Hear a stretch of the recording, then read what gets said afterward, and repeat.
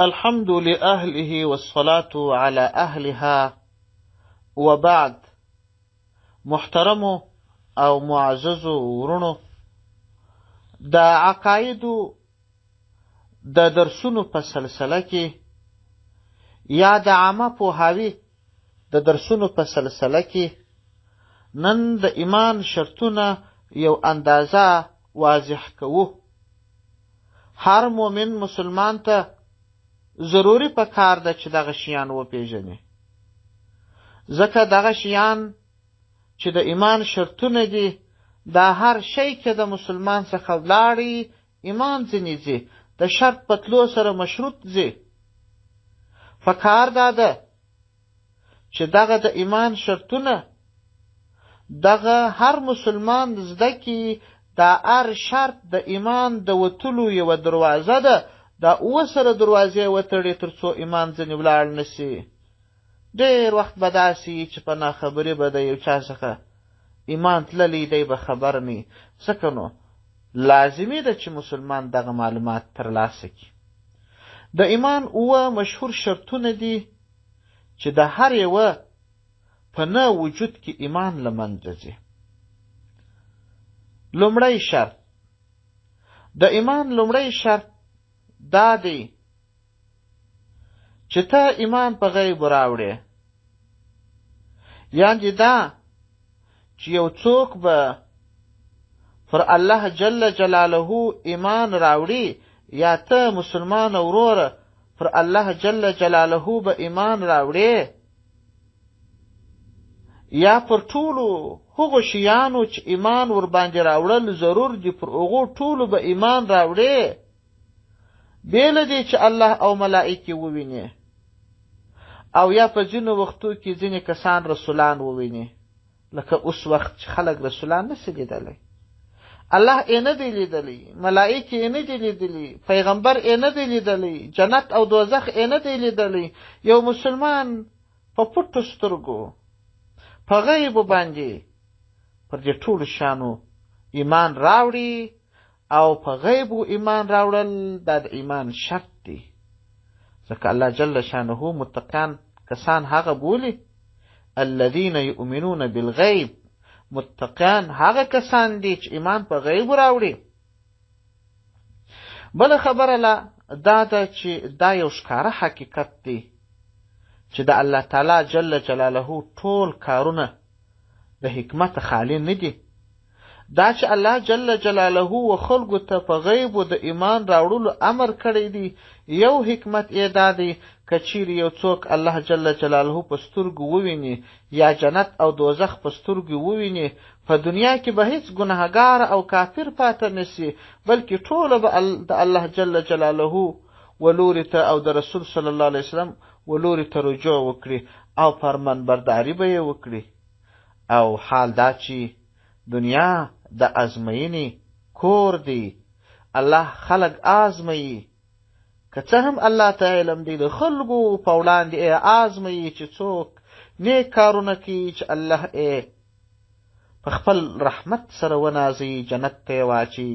څوک بد کارونه کوي چې د قهر په موټو یې ووي، دوزخ ته یې واچي. دوهم شرط د ایمان دوهم شرط دا دی چې مؤمن په خپل اختیار ایمان راوړي. ځکه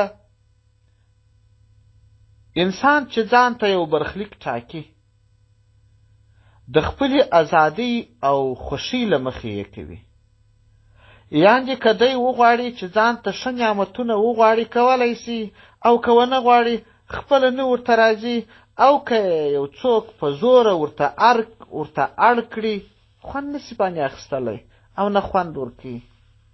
ایمان چې یو ستر نعمت دی، د ده د خوښۍ پرته نسي ورته راتلی. او بل دا چې مخکې مو وویل چې ایمان دوه رکنونه لري. لومړی اقرار په ژبه او دوهم یې تصدیق په زړه دی.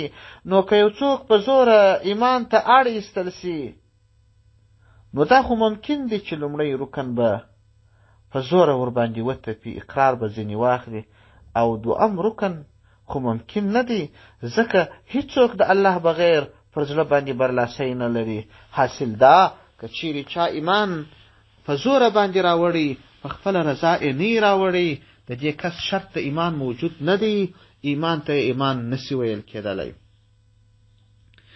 د ایمان دریم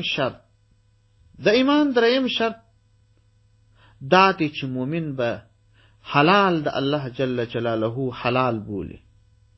یعنی که الله جل شانه یو شی حلال بللی، مؤمن مسلمان به هغه شی ضرور حلال بولی.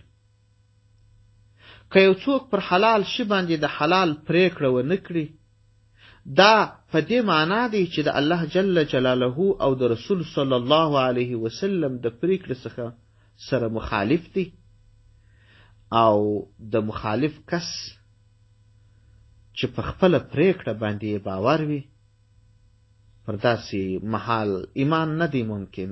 یعنی دا که کم شی الله حلال بللی و، تا عقیدوي حرام وبلی، شرط د ایمان لاړ. څلرم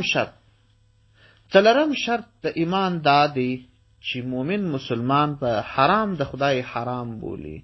یعنی کوم شی چې الله جل جلاله حرام بللی وي، مؤمن باید داغه شی پر حرام والی باندې عقیده ولري.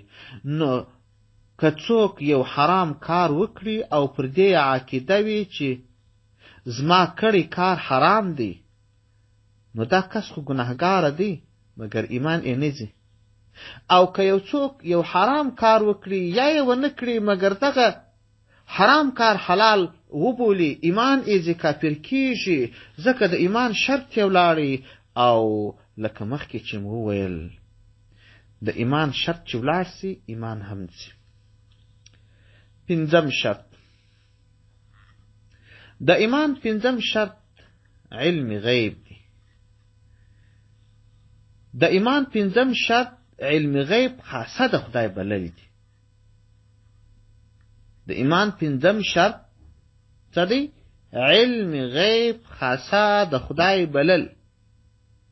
یعنی مؤمن باید پر دې عقیده ولري چې علم غیب یوازې الله جل جلاله لره سته، بل څوک علم غیب نه لري. او ځینې وخت که اولیاو ته یو څه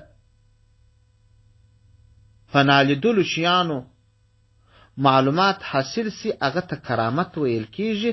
هغه علم غیب نه دی، هغه الله جل شانه یو جزئی علم وخپل بنده ته پر یو جزئی شی باندې ورکي.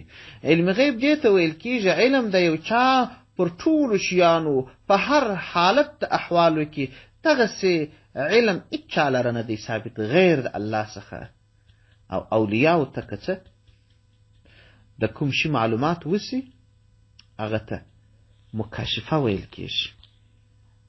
محققین و علماو دغه علم چې غیر د علم غیب څخه دی ډیر ډولونه بللی دي: علم حاطف، علم فراست، علم الهام، علم باطن، علم لدن، علم مکاشفه. اولین علم غیب دی چې علم د یو چا پر ټولو شیانو په هر وخت اوقات باندې.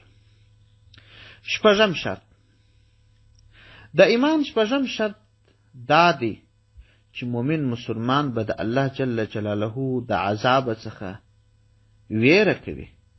یعنی مؤمن مسلمان باید هر وخت د الله جل جلاله د عذاب څخه وویریږي، او هیڅ وخت باید په خپلو نیکو کړنو تکیه ونه کړي، ځکه الله جل شانه فرمایي: افامنوا مکر الله فلا یأمن مکر الله الا القوم الخاسرون. آیا تاسې د الله جل جلاله د عذاب څخه بېغمه یاست؟ بلکې ما بېغمه کېږي، ځکه د الله جل جلاله د عذاب څخه یوازې تاوانیان یعنی کافران ځانونه بېغمه بولي. هر څوک چې د الله جل جلاله د عذاب څخه نه بیریږي، د ایمان شرط هیڅ په پایله کې د ایمان څخه خلاصیږي. د ایمان اوم شرط د الله جل جلاله و رحمت ته امید ورکېدل دي. یعنی دا چې مؤمن به په هر وخت کې چې هر څومره ګناهګار وي، باید د الله جل جلاله د رحمت څخه نا امیده نشي. ځکه الله جل جلاله فرمایي انه لا ییأس من روح الله الا القوم الكافرون. بېشکه شان دا دی د الله د رحمت څخه یوازې کافران نا امیده کیږي.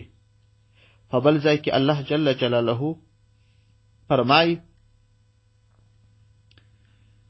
لا تقنطوا من رحمة الله إن الله يغفر الذنوب جميعا إنه